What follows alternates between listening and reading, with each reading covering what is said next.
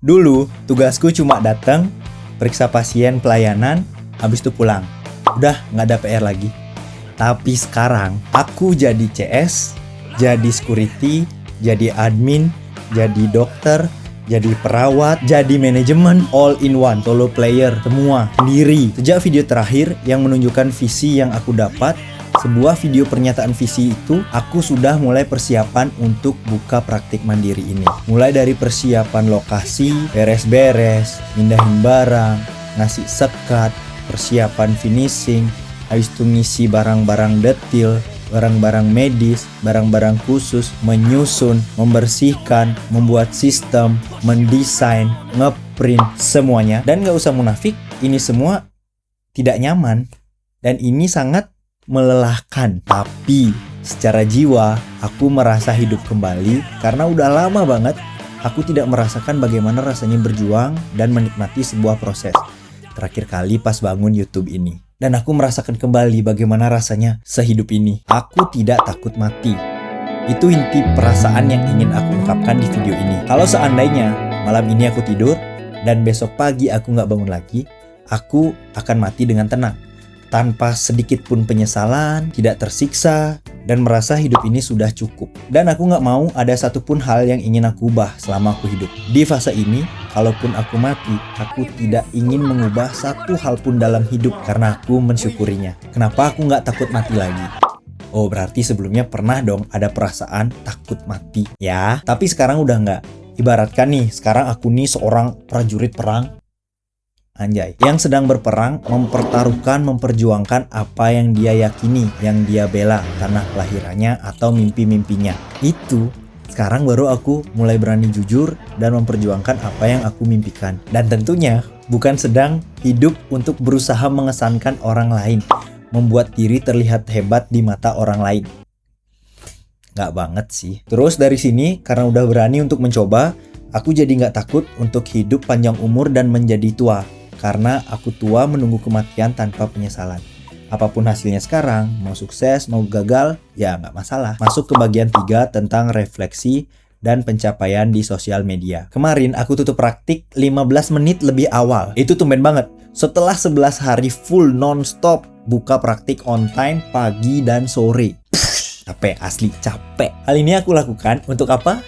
Untuk reuni bareng teman-teman UDD tempat aku internship dulu. Ada perasaan aneh yang aku rasakan selama reuni kemarin. Aku datangnya telat, ada satu yang udah pulang, dan ketika kami berbicara lagi, menanyakan kabar, perasaan aneh ini muncul. Gimana ya? Aku seneng banget mendengar kabar-kabar dari mereka, updatean terbaru, tanpa ada bayang-bayang kayak rasa iri, sinis, dengki, dan rasa cemas. Emang dulu cemas pas lihat pencapaian-pencapaian orang lain?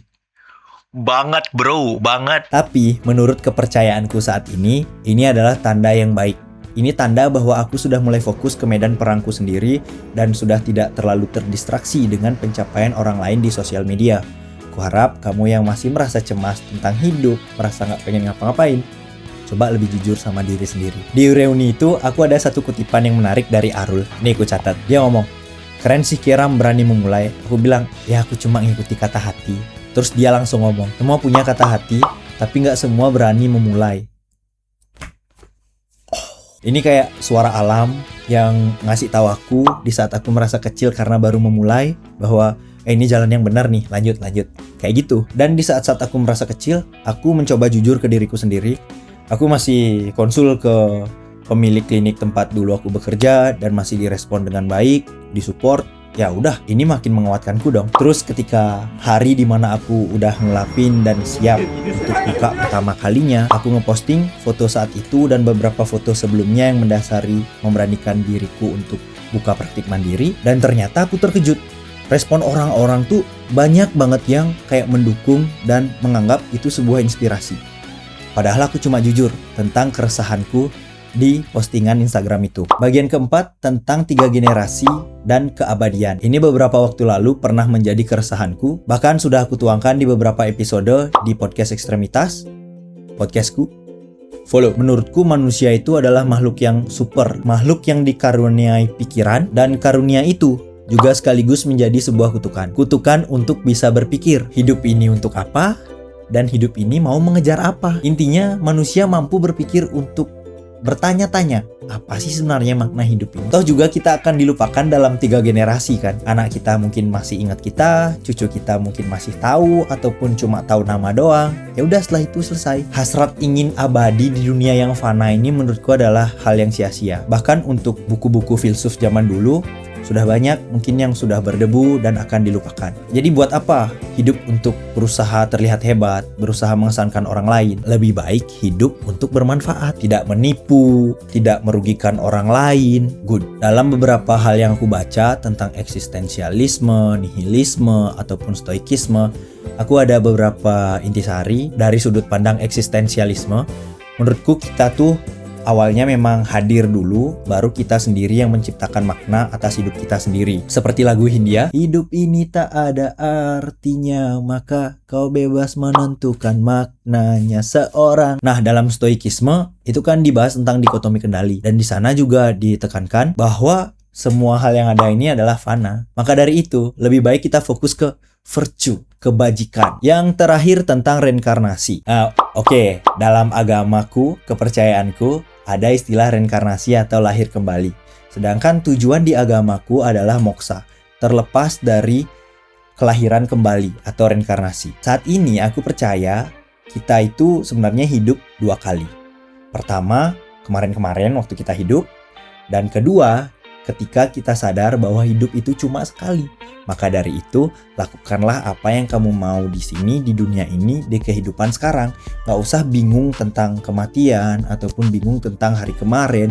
Fokus saja hari ini dan besok mau jadi apa. Yang aku percaya juga, hidup ini bukan tentang siapa yang bisa paling cepat kaya, siapa yang bisa jadi paling hebat. Tapi hidup ini tentang bagaimana cara kita menjadi manusia yang paling jujur, dan bagaimana kita menentukan role atau peran hidup kita selama di dunia ini. Aku yakin ketika kita tidak memandang orang secara vertikal, jabatan, tapi kita memandang semua secara horizontal, semua itu kita sama punya role masing-masing, itu hidup kita akan lebih tenang. Dan itu aja, aku Rama Wintara, dan aku sedang hidup untuk kedua kalinya. Cari panggilanmu.